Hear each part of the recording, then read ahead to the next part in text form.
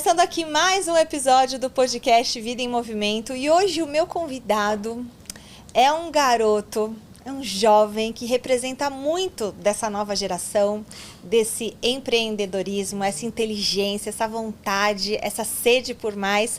Luca Milani, seja bem-vindo aqui ao podcast, tudo bem? Tudo ótimo, obrigado pela oportunidade de falar um pouco aqui da pequena trajetória da minha vida aqui e talvez inspirar jovens aí a empreender também. Não, com certeza. Bom, eu queria que você...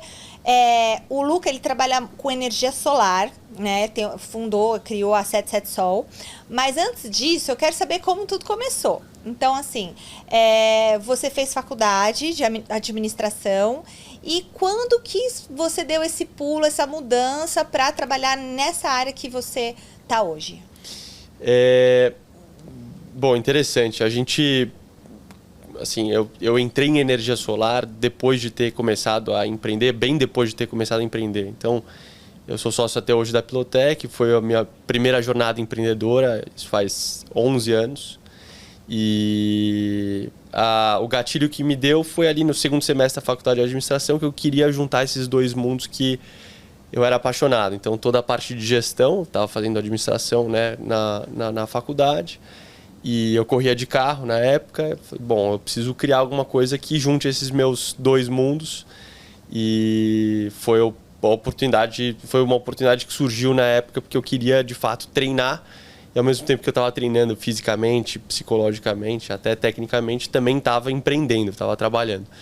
Então, a Pilotec é exatamente um centro de treinamento focado em automobilismo, que a gente fundou há 11 anos atrás e foi aí o começo da minha jornada empreendedora. Senso comum aqui, né, um pouco clichê falar, mas uma coisa leva a outra. Um dos nossos clientes lá, o Rodrigo Pedroso, que era, né, piloto, e eu costumava atender nossos clientes ali, servindo café e, né, sempre estando próximo, com curiosidade para entender quem eles eram fora da pista e fora da Pilotec. Ele me veio com a ideia de energia solar, cara, ele queria que eu fosse sócio dele por algum motivo, que até hoje eu não sei, mas colocou isso na minha cabeça, eu me apaixonei pelo tema. E você tinha quantos anos? Isso faz 6 anos, então tinha 22. 22. E estamos aqui, 6 anos depois, estamos com uma estrutura bem interessante que está ajudando aí a energia solar a crescer no Brasil. Nossa, então a gente vai falar muito sobre energia solar. Se prepara, pessoal. Mas antes eu queria saber, a transição do automobilismo. Você ficou quanto tempo assim nessa parte de automobilismo que é muito apaixonante, né? Quem ama... Você tem simulador, essas coisas até hoje, né? Eu tenho. A Pilotec, na verdade, é o primeiro centro de treinamento da América Latina. Você continua indo lá? Continuo, uma vez por semana eu estou lá, olhando como as coisas estão indo. E a gente trouxe o melhor simulador da América Latina para dentro da Pilotec, né? O simulador de corrida. Então, sou apaixonado até hoje. Tive minha carreira no automobilismo profissional por 7 anos e várias marcas muito legais me apoiando durante essa trajetória. Mas é muito ingrato, né? Esporte no Brasil é muito complexo, principalmente automobilismo, que é muito caro. Muito caro para se manter, né? Pois e tudo mais. E você tem que... É uma estrutura... É um circo praticamente volante, né? Você vai para Santa Cruz do Sul, na semana que vem você está em Goiânia, daí você vai para São Paulo. Então, de fato, a parte logística do esporte é muito complexa. E você está falando, né, de pneus, está falando de motor, você está falando de engenheiro, você está falando de mecânico. É uma estrutura muito grande para fazer o esporte acontecer, né? Principalmente em alto rendimento, porque você não tem espaço para falhas. Então, tive esses 7 anos aí no automobilismo, sou fanático até hoje, ando às vezes lá no simulador da Pilotec, mas fato é que faz 6 anos que eu estou 100% imerso aí no mundo da energia. Na 77 Sol. E esse é 98% da minha agenda hoje em dia. Mas, assim, na parte de automobilismo, quem que te inspirava ali? A gente tem vários, né, ídolos no Brasil. O primeiro deles, e mais óbvio, é Ayrton Senna. Acho que tem outros vários pilotos da nossa história que a gente conhece até que pouco, né? Eu que estou no meio, escuto deles diariamente, mas não é tão senso comum. Mas Rubinho Barrichello foi assim... Nossa, grande. Foi e é um dos maiores, né, corredores e pilotos. Injustiçado, muito injustiçado. E também ele veio logo depois do Senna, ali é difícil, né? Muito difícil. Mas ele foi um piloto 2, uma Ferrari, junto com o Schumacher ali, que era um GOAT, né? Um cara que foi muito, muito bom. Mas ele é um grande piloto, um cara que super me inspira. Felipe Massa, entre vários outros pilotos, que hoje em dia, inclusive, são clientes nossos na Pilotec, né? Então... Enfim, sair um pouco desse lado, né, da moeda aí de ser piloto e olhar para esses caras como inspiração, e fui ser empresário atendendo eles como cliente. Então, muito bom. Continua no meio, continua envolvido. De certa forma, sim. Agora, então, aí a 77 Sol, então você recebeu esse convite, e aí o que te inspirou a criar a empresa, e o nome, de onde vem, e os desafios do início, né? Muito desafiador, né? Eu acho que tem que ser um pouco inconsequente para ser empresário, porque você tem que esquecer um pouco dos riscos que envolvem, né, o dia a dia, para sair de casa e fazer acontecer.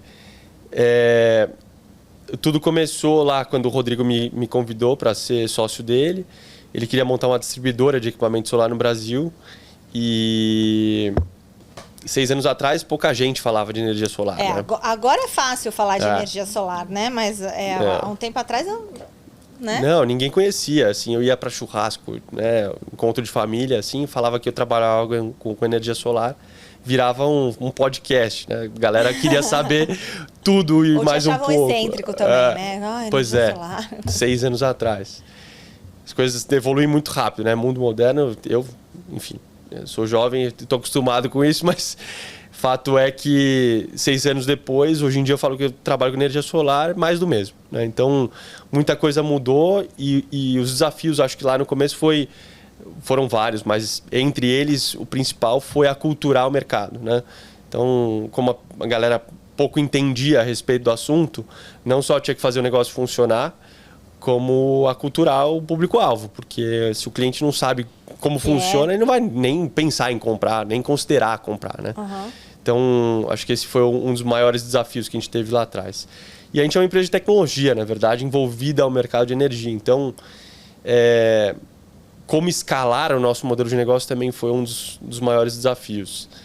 E respondendo só outra pergunta, da onde vem o nome, né? 77 Sol, eu corri com o número 77 minha vida toda. Eu tenho um número cabalístico, assim, para mim, eu não abro mão.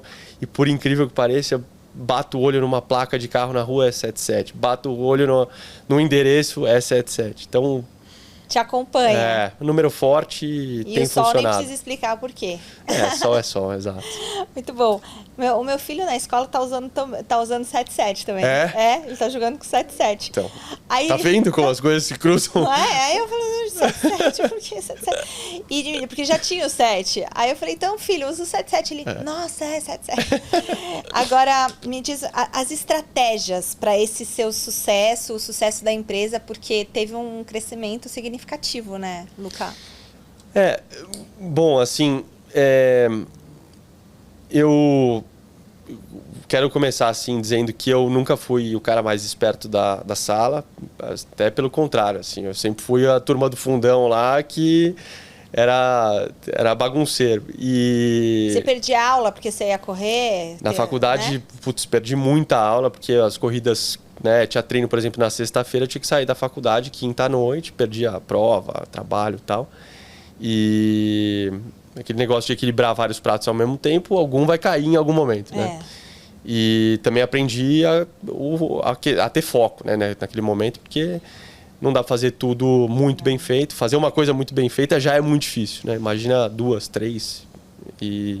Então, acho que tomei vários capotes ao longo dessa trajetória, mas começar dizendo que, por não ter sido o cara mais inteligente da sala nunca, sempre tive que ser o mais esforçado, assim. Tive que me esforçar um pouco mais do que os outros. E acho que esse esforço me trouxe até aqui, assim.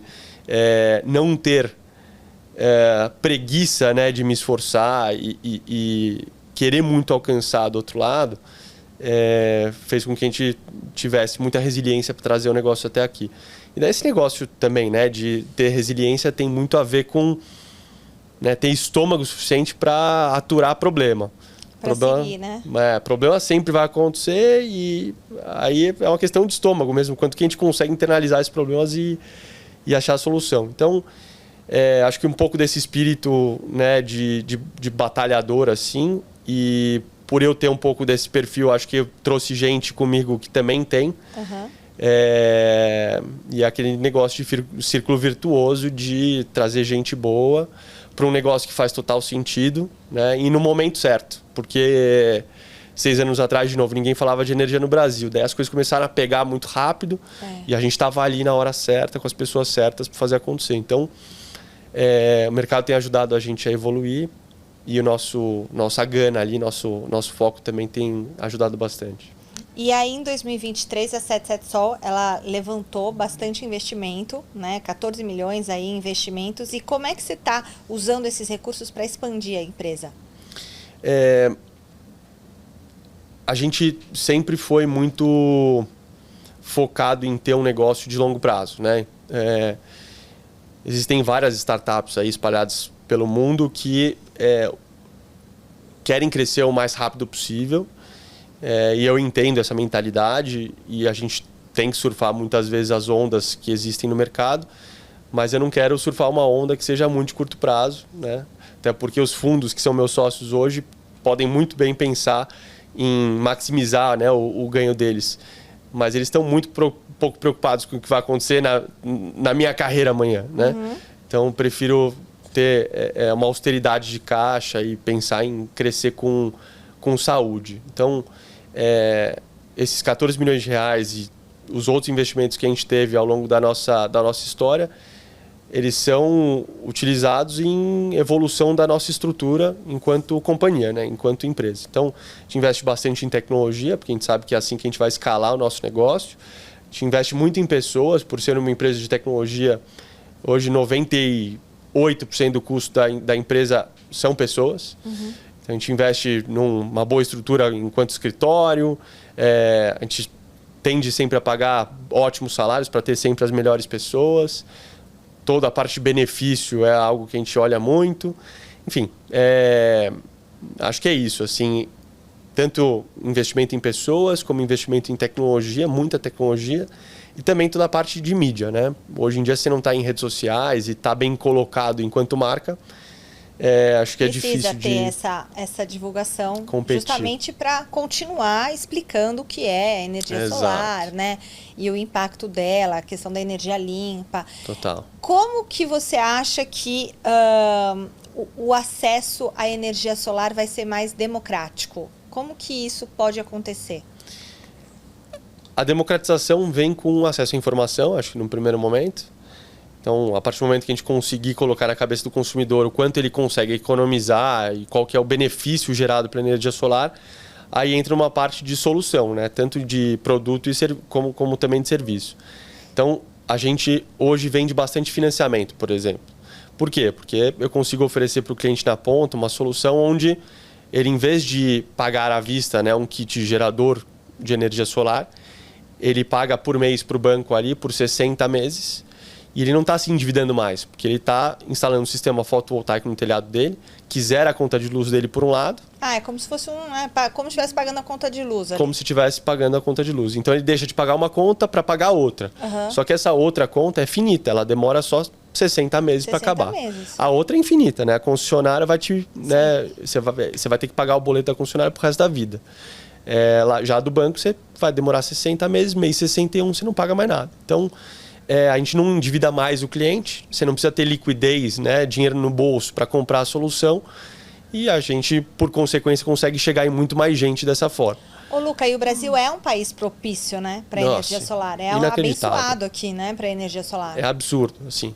4% de tudo que a gente tem de renda do brasileiro médio vai para energia, né, para conta de luz, o que é muito maior do que qualquer outro país que a gente vá olhar. Então, ou seja, a gente é a maior, se a gente for considerar por renda, né? A gente é a conta de luz mais cara do mundo. Esse é o primeiro fator. Segundo fator é que tem sol o ano inteiro, né? Você vai para os Estados Unidos, 3 meses do ano lá, neva. Você não tem como gerar energia. E terceiro que nossa mão de obra aqui, ela tem um custo médio muito inferior a outra. É acessível é aqui, isso. Né? Então, justamente porque a gente tem demanda por essa mão de obra e o brasileiro topa, né, fazer muito trabalho braçal. É da nossa cultura, vamos dizer. Uhum.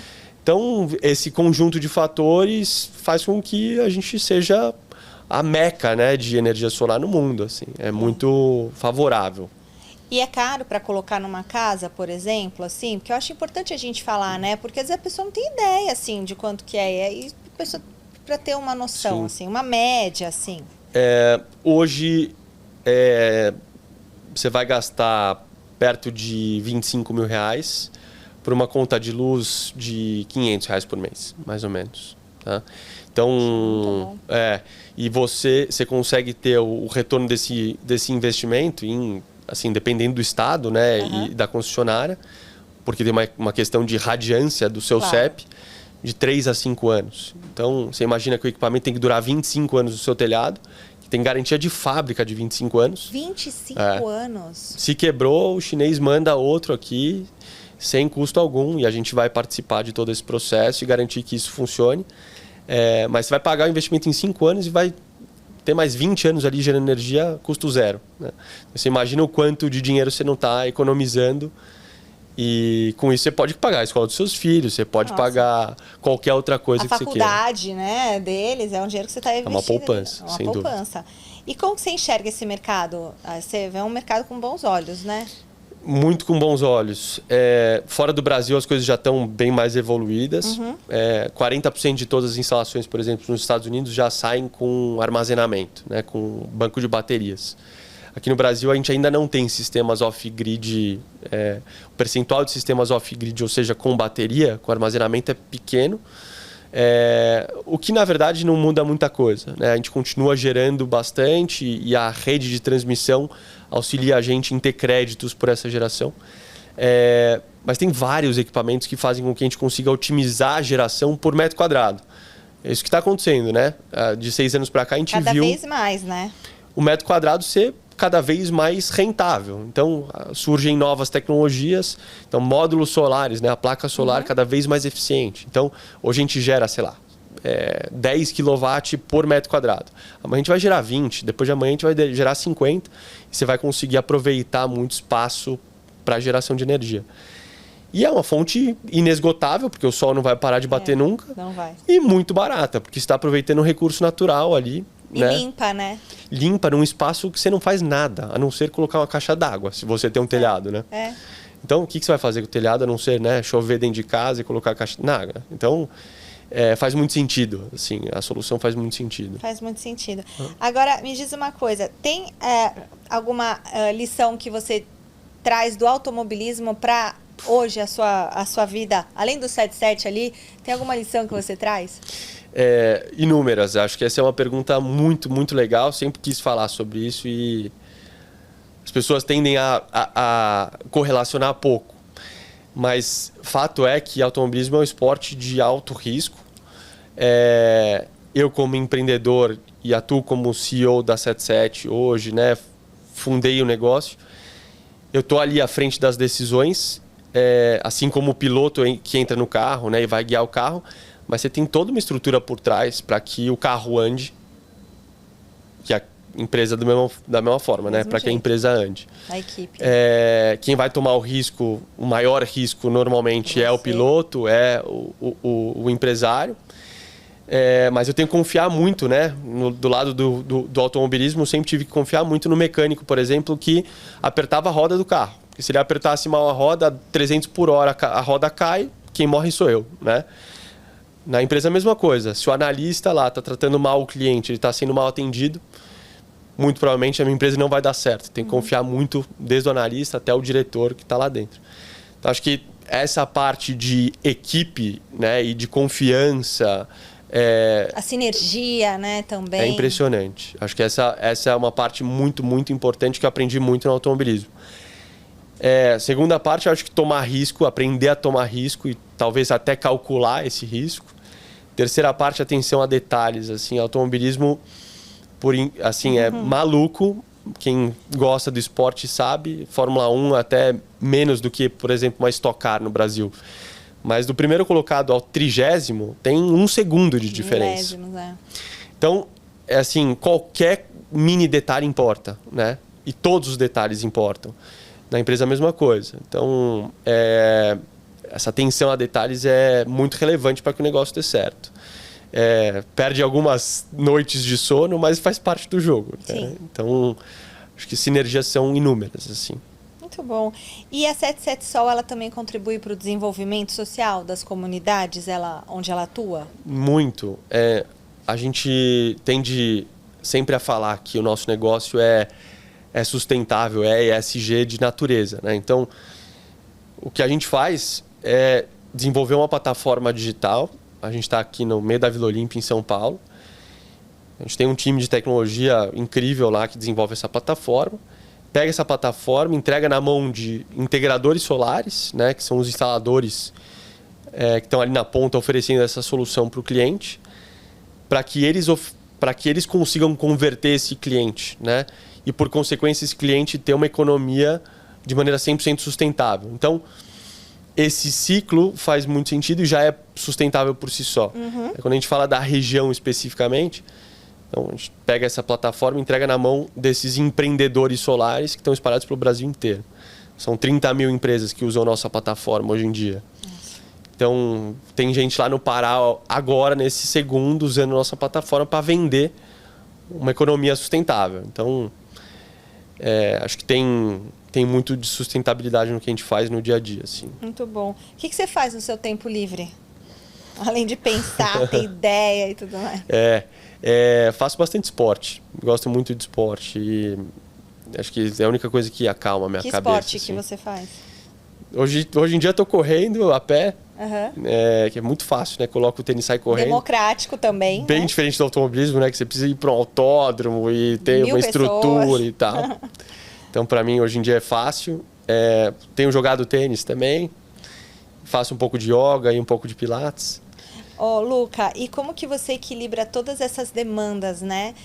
Da sua vida pessoal com a sua vida profissional? Como é que você consegue balancear tudo isso? Porque eu vejo que a sua cabeça está pensando, você é muito jovem, você ainda nem chegou no auge da sua vida. Você tem noção disso? Você tem 29 anos, você ainda tem muito chão para percorrer, mas você já é um sucesso.